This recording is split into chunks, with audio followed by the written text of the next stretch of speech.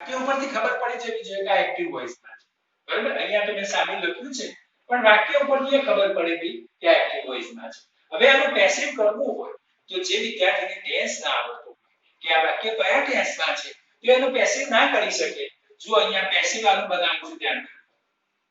પણ પેસિવ બનાવતી વખતે મારે આનો ટેન્સ ડિસાઈડ કરી લેવો પડે તો જો ભઈ પ્લે આપ્યું છે એનો મતલબ આ સાદા વર્તમાનકાળના વાક્ય છે અને સાદા વર્તમાનકાળમાં છે એટલે ટુ બી ના રૂપ કયા આવશે એના એમ ઇઝ આ ત્રણમાંથી કયું મૂકવું એનો આધાર કર્મ ઉપર રહેલો છે બરાબર તો આપણે કર્મ જોઈશું હવે તો કર્મ કઈ રીતે ઓળખવાનું જો આઈ તો કર્તા છે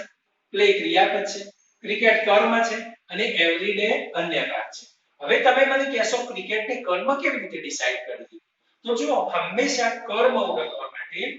ક્રિયાની અસર જેના ઉપર પડતી હોય એ કર્મ